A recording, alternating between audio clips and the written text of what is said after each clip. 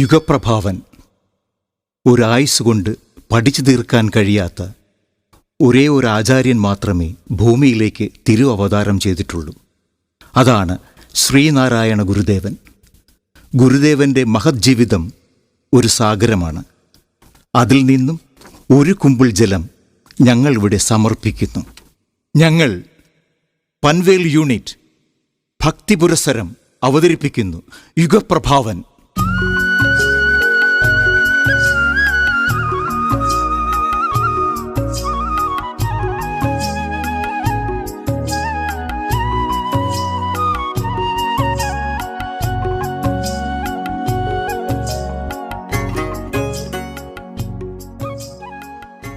വയൽവാരം വീട് പ്രൗഢി കൊണ്ടും പാരമ്പര്യം കൊണ്ടും പ്രസിദ്ധിയാർജിച്ച തറവാട്. സമീപത്ത് വിശാലമായ വയൽനിലങ്ങൾ. വയൽവാരം വീടിൻ്റെ വടക്ക് മാറിയാണ് വടക്കേത് എന്ന ഭാഗം സ്ഥിതി ചെയ്യുന്നത്. തറവാട്ടിലെ സ്ത്രീകളുടെ സ്വകാര്യ ആവശ്യങ്ങൾക്ക് വേണ്ടിയുള്ളതാണ് വടക്കേത്. അവർ ഋതുകാലത്തും പ്രസവകാലത്തും കഴിഞ്ഞിരുന്നത് ഇതിലായിരുന്നു. ഓലമേഞ്ഞ ചാണകം മെഴുകിയ ഒരു കൊച്ചുകുടിൽ. അതാ ആ കുടിലിലേക്ക് പൂർണ്ണഗർഭിണിയായ കുട്ടിയമ്മയെ മാടനാശാൻ കൂട്ടിക്കൊണ്ടുവരുന്നു.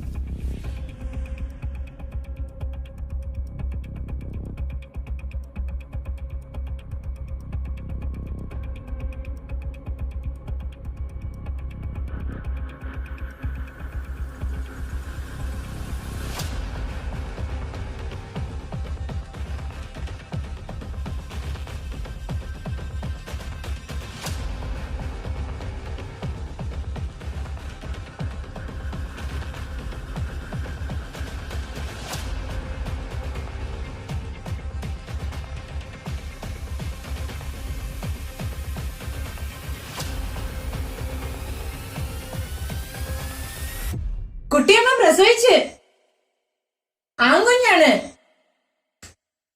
പക്ഷേ കുഞ്ഞിന് ജീവനില്ല. അയ്യോ, എന്റെ കുഞ്ഞ്!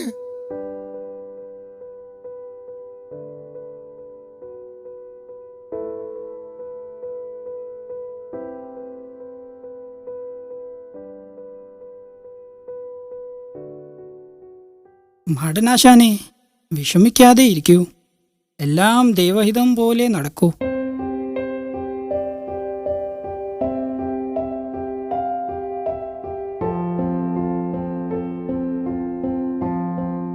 കുഞ്ഞ് അനങ്ങുന്നുണ്ടല്ലോ. കൈകാലുകൾ ഇളക്കുന്നുണ്ടല്ലോ. എന്തൊരു തേജസ്സാണ് ആ മുഖത്ത്. പക്ഷേ കുഞ്ഞ് കരയുന്നില്ല. അത്ഭുതം തന്നെ. കരയാതെ പിറന്ന കുഞ്ഞ്. ഇവന്റെ നാമധേയം നാരായണൻ. എന്റെ നാണു.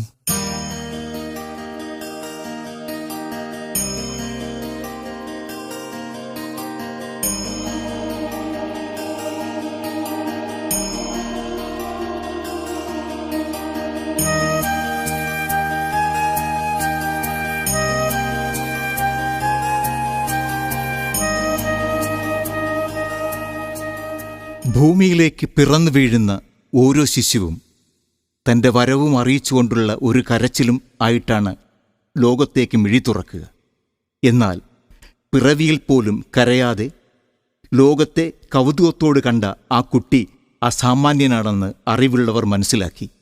അതെ, ആ ജനനം തന്നെ അസാധാരണമായ വിധമായിരുന്നു. നിയതിയുടെ നിയമങ്ങൾ പോലും വഴിമാറി നിന്നു. നിയമ്യകനായ ഒരവതാരമൂർത്തിയുടെ തിരിപ്പിറവിക്ക് ലോകതാതനായ മാടനാശാന്റെയും ജഗത്മാതാവായ കുട്ടിയമ്മയുടെയും ആദ്യത്തെ അരുമസന്താനമായി ചെമ്പഴന്തി എന്ന ഗ്രാമത്തിലെ വയൽവാരം വീട്ടിൽ അവതാരം ചെയ്തു ശ്രീനാരായണ ഗുരുദേവൻ. ലോകം മുഴുവൻ ശരചന്ദ്രിയ പരത്തിയ യുഗപുരുഷന്റെ ജനനം.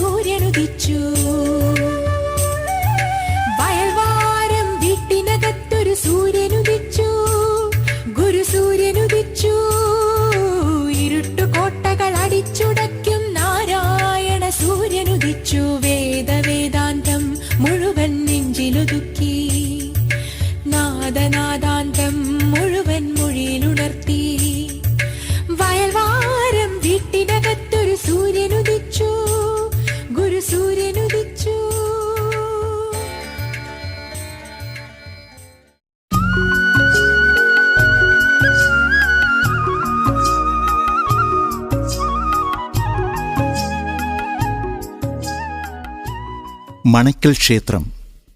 കുട്ടിയമ്മയുടെ അമ്മാവനും മഹായോഗ്യനുമായ കൊച്ചനാശാൻ പ്രതിഷ്ഠാകർമ്മം നിർവഹിച്ച ക്ഷേത്രമാണ് മണക്കൽ ഭഗവതി ക്ഷേത്രം. വിളിച്ചാൽ വിളിപ്പുറത്തെത്തുന്ന അമ്മ. അതാ മണക്കൽ ദേവിയുടെ അനുഗ്രഹം കാംക്ഷിച്ചുകൊണ്ട് കുട്ടിയമ്മയും മക്കളായ നാണുവും അനുജത്തിമാരുമായി ക്ഷേത്രത്തിലേക്ക് വരുന്നു.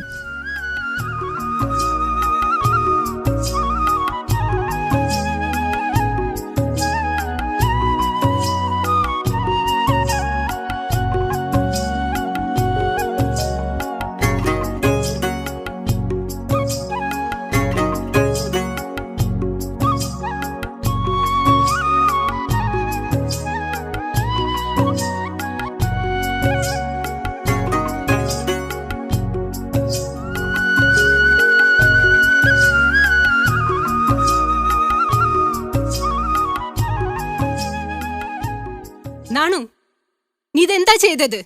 അരുത്, അത് ദേവിക്ക് നിവേദിക്കാൻ കൊണ്ടുവന്നതാ. അമ്മേ, ഞാൻ പ്രസാദിച്ച ദേവിയും പ്രസാദിക്കും.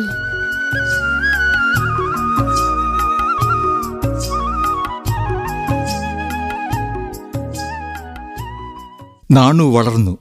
അരുളും അൻപും സ്നേഹവും കേടാതെ സൂക്ഷിച്ച ദിവ്യസ്വരൂപനായിട്ട്, പരജീവി സ്നേഹത്തെ മറ്റെന്തിനേക്കാളും വലുതായി കണ്ട ആത്മസ്വരൂപനായിട്ട്.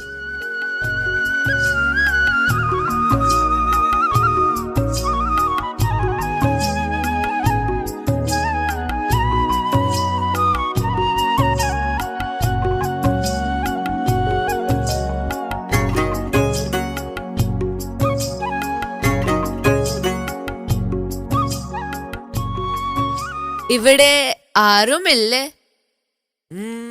അരി തിളച്ച് തൂവണു.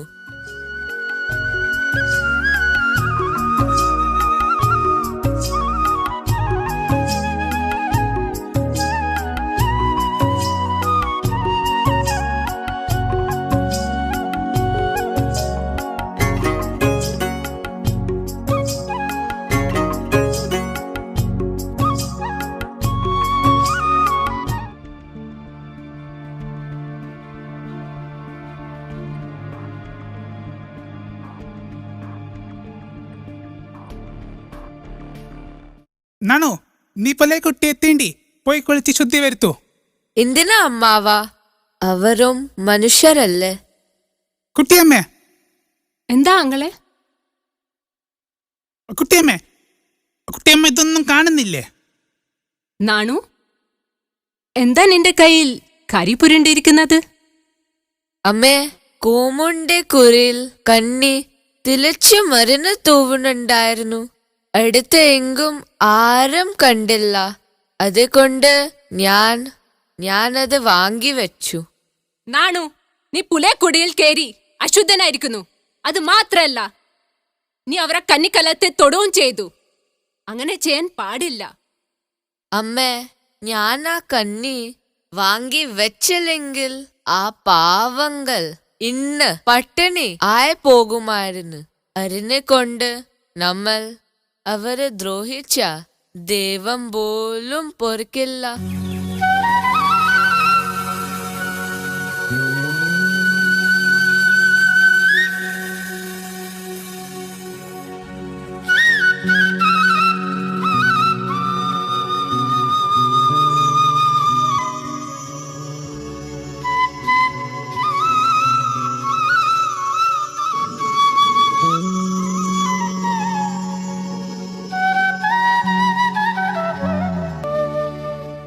അവർണർ എന്നും സാമൂഹികമായ അതിക്രമങ്ങൾക്കും അനീതികൾക്കും വിധേയരായവർ. പശുവും പട്ടിയും പോലും നടക്കുന്ന പൊതുവഴിയിലൂടെ നടക്കാൻ അവർക്ക് അനുവാദമുണ്ടായിരുന്നില്ല. വിദ്യാലയങ്ങളിലും ആരാധനാലയങ്ങളിലും അവർക്ക് പ്രവേശനം ഉണ്ടായിരുന്നില്ല. എന്തിന് ശരിയായ നാണം മറച്ച് വസ്ത്രം ധരിക്കാനുള്ള അവകാശം പോലും ഉണ്ടായിരുന്നില്ല. അവർണരുടെ സാമീപ്യമോ സ്പർശനമോ സവർണരെ അശുദ്ധമാക്കുമെന്ന് വിശ്വസിച്ചിരുന്ന കാലം.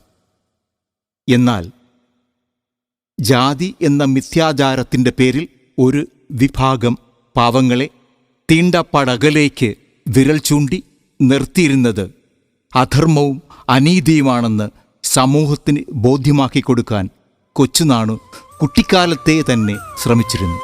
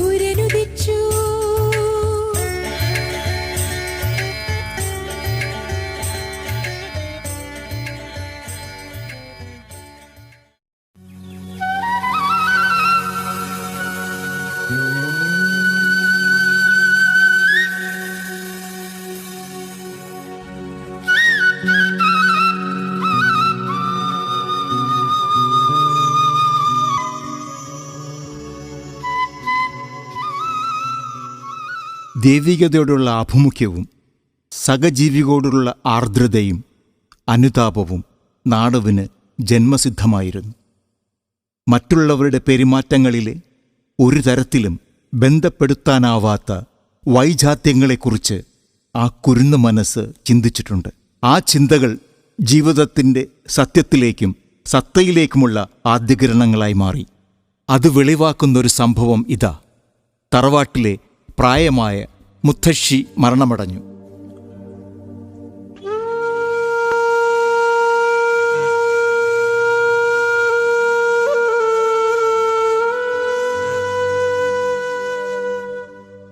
മുത്തശ്ശി മരിച്ചുപോയോ? അതെ, ഇന്നലെ. ഇന്ന് പുലർച്ചെ ചടങ്ങുകൾ ഒക്കെ കഴിഞ്ഞു.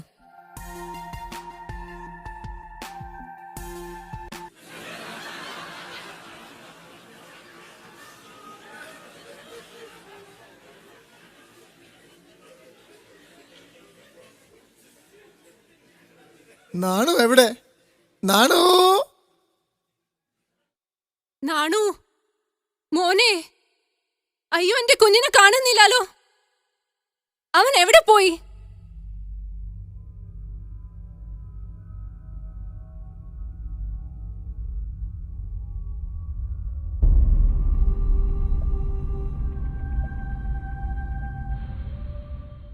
എന്തിനാണ് നീ തനിയെ ആ പൊന്തക്കാട്ടിൽ പോയിരുന്നത്? അച്ഛാ, ഇന്നലെ മുത്തശ്ശി മരിച്ചപ്പോൾ നിങ്ങളെല്ലാവരും ഒത്തിരി സങ്കടത്തോടെ കരഞ്ഞു. ഇന്ന് എല്ലാവരും അതൊക്കെ മറന്ന് ചിരിക്കുകയും കളിക്കുകയും ബഹളം വയ്ക്കുകയും ചെയ്ത് ഇത് കണ്ടത് കൊണ്ടാണ് ഞാൻ കാട്ടിൽ പോയി ഇരുന്നത്.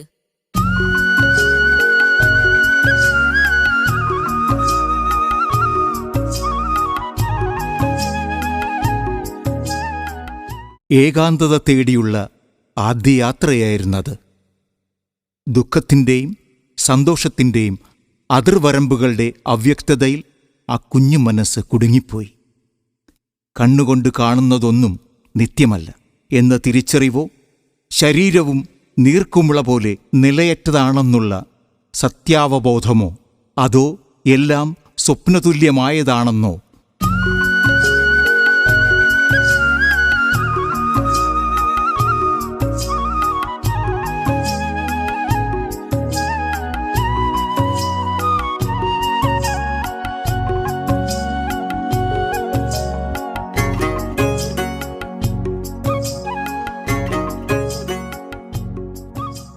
വാരണാപ്പള്ളി ആചാര്യൻ കുമ്മംപള്ളി രാമൻപിള്ള ആശാന്റെ ചേവണ്ണൂർ കളരി.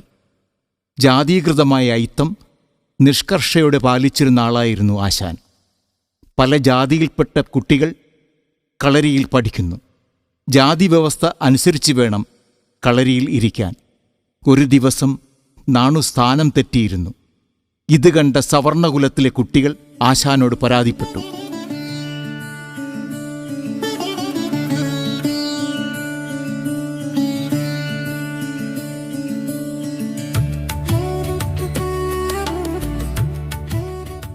നാണു നമസ്തേ ഗുരു. നാണു, ജാതി വ്യവസ്ഥ അനുസരിച്ചല്ല ഇരിക്കുന്നത്. പുറകോട്ട് മാറിയിരിക്കൂ. നാം മാറിയിരിക്കാം ഗുരു. എന്നാൽ നാം എവിടെ നിന്നാണ് ശ്വസിക്കേണ്ടത് എന്നും കൂടി പറഞ്ഞു തരൂ.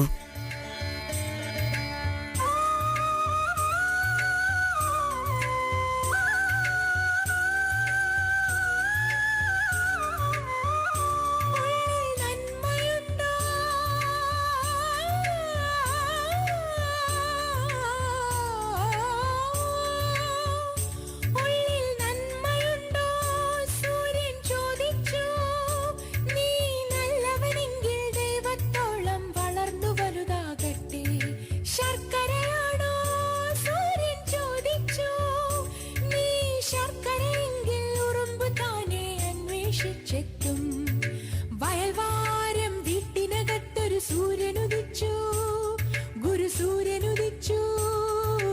ഇരുട്ടു കോട്ടകൾ അടിച്ചുടയ്ക്കും നാരായണ സൂര്യനുദിച്ചു. വയൽവാരം വീട്ടിനകത്തൊരു സൂര്യനുദിച്ചു, ഗുരുസൂര്യനുദിച്ചു. ഇരുട്ടു കോട്ടകൾ അടിച്ചുടയ്ക്കും നാരായണ സൂര്യനുദിച്ചു. വേദവേദാന്തം മുഴുവൻ നെഞ്ചിലൊതുക്കി, നാദനാദാന്തം മുഴുവൻ മൊഴിയിലുണർത്തി. വയൽവാരം വീട്ടിനകത്തൊരു സൂര്യനുദിച്ചു, ഗുരുസൂര്യൻ.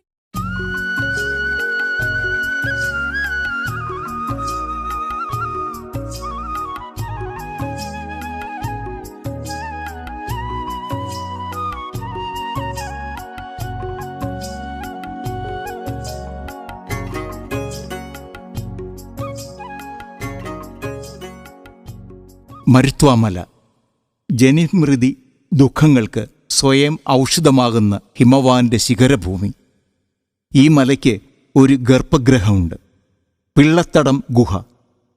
ഏകാന്തയോഗികളെ ഗർഭം ധരിച്ച് സത്യബോധം നൽകുന്ന സൃഷ്ടിഗ്രഹം. ഈ ഗുഹയിലിരുന്നാണ് സ്വാമി തപസ്സനുഷ്ഠിക്കുന്നത്.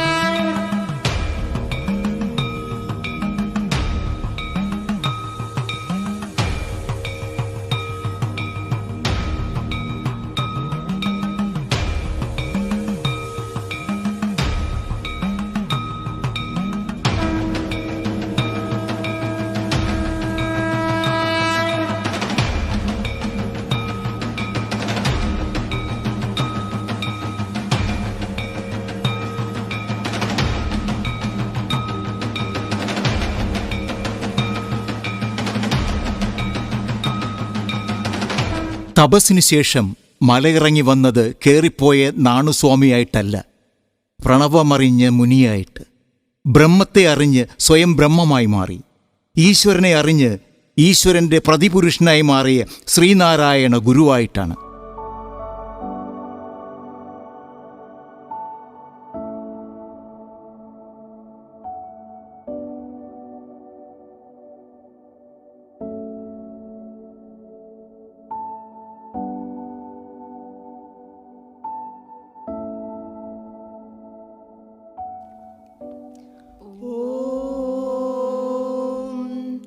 നമാമി നാരായണ പാദപങ്കജം, കരോമി നാരായണ പൂജനം സദാ. വദാമി നാരായണ നാമ നിർമ്മലം, സ്മരാമി നാരായണ തത്വമവ്യയം. ഓം പൂർണ്ണമദ പൂർണ്ണമിദം പൂർണ്ണാത് പൂർണ്ണമുദച്യതേ പൂർണ്ണസ്യ പൂർണ്ണമാദായ പൂർണ്ണമേവാവശിഷ്യതേ. ഓം ശാന്തി ശാന്തി ശാന്തി. ഓം ശ്രീനാരായണ ഗുരുവർപ്പണമസ്തു. പിള്ളത്തടം ഗുഹയിൽ നിന്നും തപസ്സുണർന്ന ശ്രീനാരായണ ഗുരുദേവൻ ആദ്യത്തെ കർമ്മമണ്ഡലമായി കണ്ടെടുത്തത് ശങ്കരൻകാട് എന്ന കാട്ടുപ്രദേശമായിരുന്നു. ഇന്നത്തെ അരുവിപ്പുറം. ചാതുർവർണ്ണ്യം എന്ന ചതുരക്കെട്ടിന് വെളിയിൽ ദുരാചാരനിഷ്ഠരായി കഴിഞ്ഞു പോന്നിരുന്ന സാധുക്കളെ ആത്മീയമായ ഉണർവിന് സജ്ജരാക്കണമെന്ന് സ്വാമി തീരുമാനിച്ചു. ഈശ്വരഭക്തിയിലൂടെ മാത്രമേ അത് സാധ്യമാവുകയുള്ളൂ. താത്വികമായ ആരാധനയിലേക്ക് അവരെ കൊണ്ടുവരുവാൻ അവർക്ക് ഒരു ആരാധനാലയമുണ്ടാവണം. അവർണർ എന്ന് വിളിച്ചകറ്റി നിർത്തുകയും അധകൃതർ എന്ന് വിളിച്ചാക്ഷേപിക്കുകയും ചെയ്യപ്പെട്ടിരുന്ന സാധുക്കളുടെ എല്ലാ ദുരിതങ്ങൾക്കും കാരണം ജാതി വ്യവസ്ഥയാണ്. ജാതിജന്യമായ ദുരാചാരത്തിൻ്റെ കേന്ദ്രങ്ങൾ സവർണക്ഷേത്രങ്ങളാണ്. അതുകൊണ്ട് ക്ഷേത്രങ്ങളിൽ നിന്ന് ആരംഭിക്കുന്ന അനാചാരങ്ങളെ ക്ഷേത്രങ്ങൾ കൊണ്ട് തന്നെ ഇല്ലാതാക്കണമെന്ന് ഗുരുസ്വാമി നിശ്ചയിച്ചുറച്ചു. ആ ദൃഢനിശ്ചയത്തിൻ്റെ സാഫല്യത്തിന് കാലവും പ്രകൃതിയും കാത്തുനിന്നു. അവതാര കൃത്യനിർവഹണത്തിന് നാന്ദി കുറിക്കുവാൻ ഗുരുസ്വാമി ഇതാ ശങ്കരൻകുഴിയിലേക്ക് ഇറങ്ങിപ്പോകുന്നു.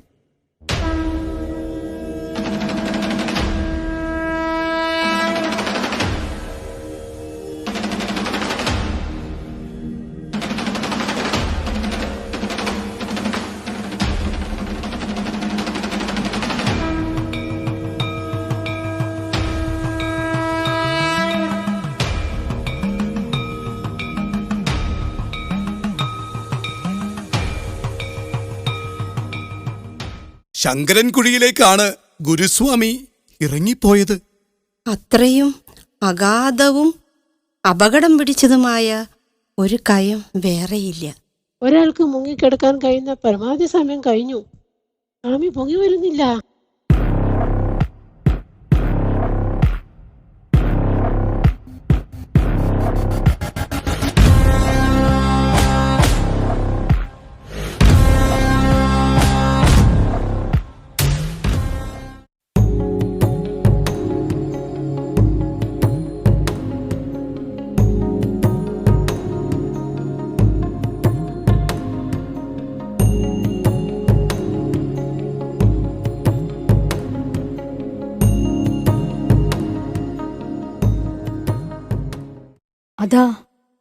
അതാ ഗുരുദേവൻ. നമ്മുടെ പൊന്നു തമ്പുരാൻ.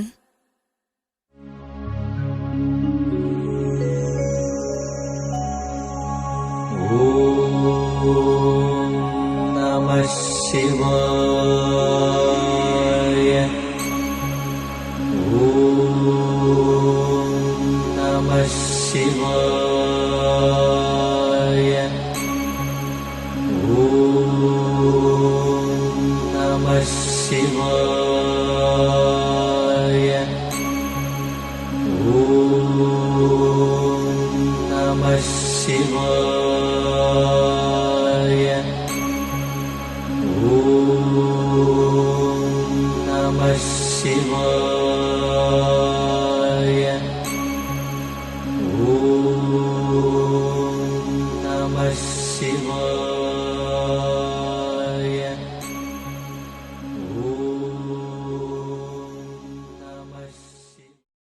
അഷ്ടബന്ധമില്ലാതെ ഗുരുദേവന്റെ കണ്ണീരുകൊണ്ട് കലശമാടിയ ശിലയെ, ശിവലിംഗത്തെ ഗുരുസ്വാമി പരന്ന പാറയിൽ പീഠത്തിൽ പ്രതിഷ്ഠിച്ചു. ആ ശിവലിംഗം പീഠവുമായി ഉരുകിച്ചേർന്നു.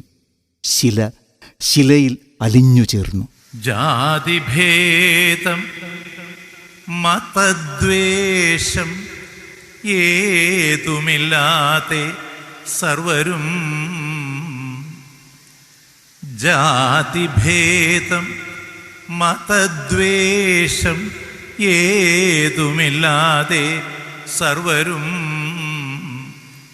സോദരത്വേന വാഴുന്ന മാതൃകാ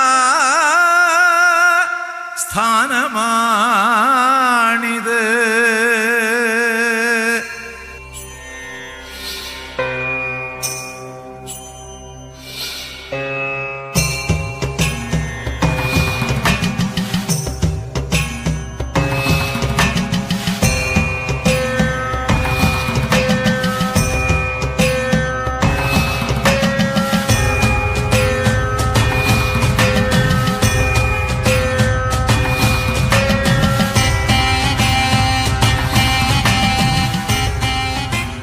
അടിമത്തത്തിലേക്ക് അടിച്ചമർത്തപ്പെട്ട അവശജനലക്ഷങ്ങൾക്ക് ആരാധനാ സ്വാതന്ത്ര്യം അനുവദിച്ചുകൊണ്ട് സമത്വം, മാനവികത എന്നിവയിലേക്ക് അവരെ ഉണർത്തി. ഉയർത്തിയ യുഗപ്രഭാവനാണ് ശ്രീനാരായണ ഗുരുദേവൻ.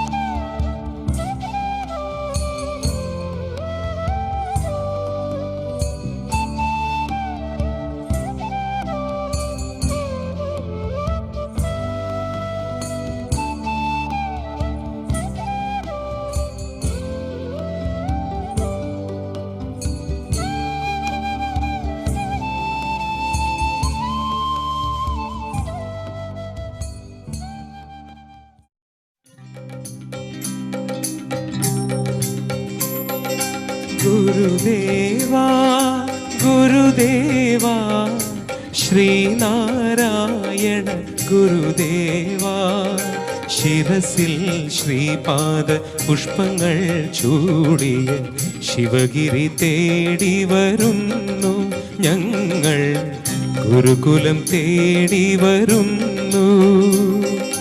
ഗുരുദേവാ ഗുരുദേവാ ശ്രീനാരായണ ഗുരുദേവാ, ശിരസിൽ ശ്രീപാദ പുഷ്പങ്ങൾ ചൂടിയ ശിവഗിരി തേടി വരുന്നു ഞങ്ങൾ, ഗുരുകുലം തേടി വരുന്നു.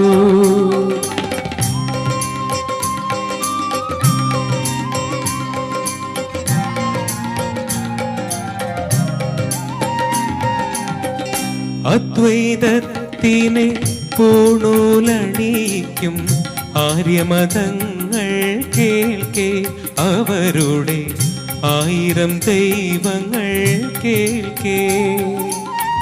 അദ്വൈതത്തിനെ പൂണൂലണിയിക്കും ആര്യമതങ്ങൾ കേൾക്കെ, അവരുടെ 1000 ദൈവങ്ങൾ കേൾക്കെ.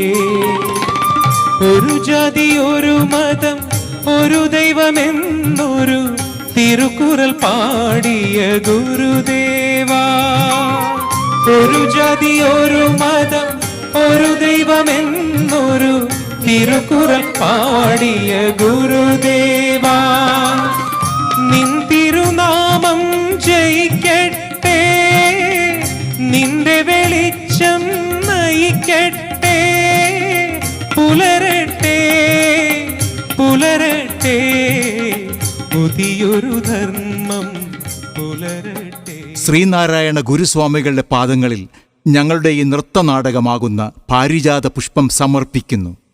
അവതരണത്തിലുണ്ടായ തെറ്റുകുറ്റങ്ങൾ ക്ഷമിക്കണം എന്ന അപേക്ഷയോടെ ഞങ്ങൾ വിടവാങ്ങട്ടെ.